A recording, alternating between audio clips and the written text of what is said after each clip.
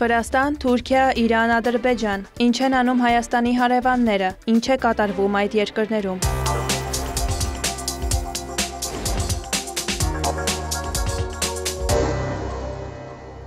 Վրաստանի վարչապետ Իրակլի Կոբախիձեն անդրադարձել է ԱՄՆ-ի ներկայացուցիչների պալատում Վրաստանի հաշվետվողականության, դիմակայունության և անկախության կառուցման հնարավորությունների մոբիլիզացում և ընդլայնում վերտառությամբ օրինագծի ընդունմանը։ Կոբախիձեի խոսքով փաստաթղթի ընդունումը միանգամայն թշնամական գործողություն է և այսպես կոչված խորքային պետության մոտեցումների շարունակություն։ Միևնույն ժամանակ նա հույս է հայտնել, որ նախագահ Դոնալդ Թրամփը կհաղթի խորքային պետությանը։ Վրաստանի վարչապետը նշել է, որ օրինագիծը թշնամական վերաբերմունք ունի վրաց ժողովրդի կողմից ընտրված իշխանության նկատմամբ։ Միացյալ Նահանգների կոնգրեսի ներկայացուցիչների պալատի ընդունած օրինագիծը երկկուսակցական նախաձեռնություն է։ Այն ենթադրում է լայնածավալ պատժամիջոցներ սահմանել Վրաստանի ղեկավարության դեմ ժողովրդավարությունից հետ կանգնելու և Չինաստանի, Ռուսաստանի և Իրանի հետ հարաբերությունները ջերմացնելու համար։ Օրինագիծն այժմ պետք է քննարկվի և դրվի քվեարկության Սենատում։ Նախագիծն օրենքի ուժ կստանա նախագահի ստորագրումից հետո։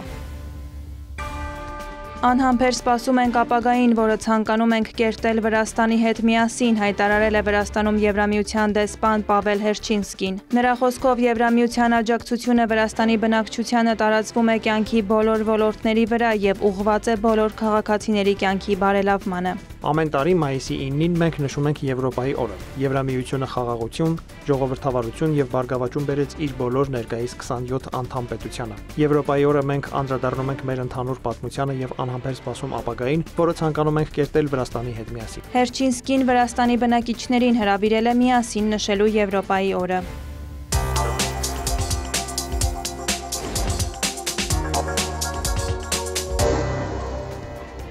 Եվրոպական խորհրդարանը հաստատել է Թուրքիայի վերաբերյալ զեկույցի հիման վրա պատրաստված բանաձևը, որում ի թիվս այլնի աջակցություն է հայտնել Հայաստան-Թուրքիա կարգավորմանը, հանուն հաշտեցման, բարիդրացիության, տարածաշրջանային կայունության և անվտանգության, սոցիալ-տնտեսական զարգացման։ Կառույցը ողջունել է արդեն գրանցված առաջընթացը և այդ ուղղությամբ շարունակվող ջանքերը։ Խորհրդարանը հերթական անգամ Անկարային կոչ է արել ճանաչել Հայոց ցեղասպանությունը, ինչպես նաև ամբողջությամբ հետևել հայկական մշակութային ժառանգությունը պահպանելու պարտավորությանը։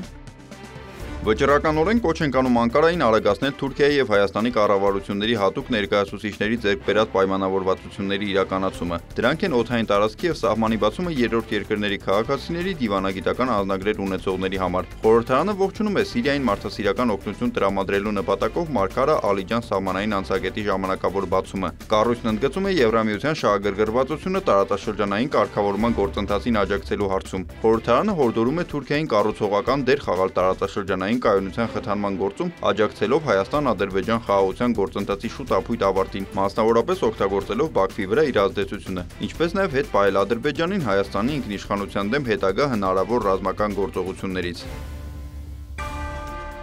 Թուրքիայի նախագահ Ռեջեփ Էրդողանը հեռախոսազրույց է ունեցել Պակիստանի վարչապետ Շահբազ Շարիֆի հետ։ Թուրքիայի նախագահի աշխատակազմի հաղորդագրության համաձայն քննարկվել է Հնդկաստանի և Պակիստանի միջև լարվածության աճը։ Նշվում է, որ Էրդողանը համերաշխություն է հայտնել Պակիստանին, ընդգծել Անկարան աջակցում է Իսլամաբադի հավասարակշռված և զուսպ քաղաքականությանը։ Թուրքիայի ղեկավարը պատրաստակամություն է հայտնել ջանքեր գործադրելու Պակիստանի և Հնդկաստանի միջև հետագա էսկալացիան կանխելու համար։ Ավելի վաղ Թուրքիայի արտգործնախարար Հական Ֆիդանը պակիստանցի իր գործընկերոջ հետ հեռախոսազրույցում աջակցություն էր հայտնել Պակիստանին, Հնդկաստանին մեղադրելով ագրեսիա սանձազերծելու և Պակիստանի ինքնիշխանությանը սպառնալու համար։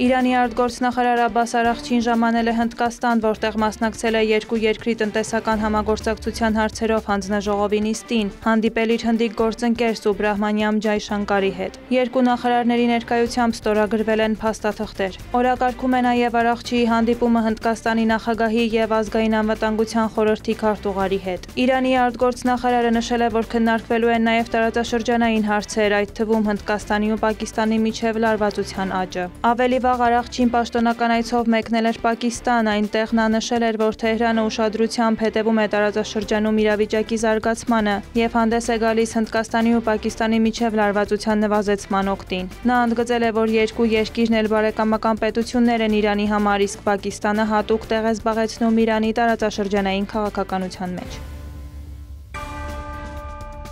Իրանի արտաքին գործերի նախարարության պաշտոնական ներկայացուցիչ Էսմայիլ Բաղային խորը մտահոգություն է հայտնել Պակիստանի եւ Հնդկաստանի միջև լարվածության աճի կապակցությամբ, կողմերին զսպվածության կոչ արել։ Նա ընդգծել է Իսլամական Հանրապետության սկզբունքային դիրքորոշումը, պետությունների ազգային ինքնիշխանությունը եւ տարածքային ամբողջականությունը հարգելու անհրաժեշտության, ինչպես նաեւ միջպետական հարաբերություններում ուժի կիրառման անթույլատրելիության վերաբերյալ։ Բաղային հույս է հայտնել, որ կողմերը զսպվածություն կցուցաբերեն կձեռնարկեն ապա էսկալացման ուղղությամբ եւ թույլ չեն տա իրավիճակի հետագա սրում, ինչը կարող է օգտագործվել ի շահ երրորդ ուժերի։ Միացյալ Նահանգները դեմ չէ Իրանի միջուկային ծրագրին, բայց պնդում է, որ Թեհրանը չպետք է զբաղվի ուրանի հարստացմամբ, հայտարարել է ԱՄՆ փոխնախագահ Ջեյ Դի Վենսը։ Նրանք կարող են ունենալ քաղաքացիական միջուկային էներգիա։ Մենք դեմ չենք դրան։ Այնուամենայնիվ, նրանք չեն կարող ունենալ ուրանի հարստացման այնպիսի ծրագիր, որը թույլ է տալիս միջուկային մարտագլխիկ ստանալ։ Միաժամանակ ԱՄՆ փոխնախագահը դրական է գնահատել Իրանի հետ բանակցությունների ընթացքը։ Շատ գոհ ենք մեր ներկայացրած որոշ թեզերի հետ կապված իրանական կողմի արձագանքից։ ԱՄՆ նախագահի հատուկ բանագնաց Սթիվեն Ուիթքոֆը ավելի վաղ հայտնել էր, որ Թեհրանի միջուկային ծրագրի շուրջ Միացյալ Նահանգների եւ Իրանի միջև բանակցությունների 4-րդ փուլը տեղի կունենա մայիսի 10-ից 11-ը։ Նա նշել է, որ կողմերը որոշակի առաջընթաց են գրանցել եւ հույս հայտնել, որ գործընթացը ճիշտ ուղղությամբ է ընթանում։ Իրան-Միացյալ Նահանգներ բանակցությունների 4-րդ փուլը նախատեսված էր անցկացնել մայիսի 3-ին Հռոմում, սակայն Օմանի արտաքին գործերի նախարարը հայտնել էր, որ դրանք հետաձգվել են տեխնիկական խնդիրների պատճառով։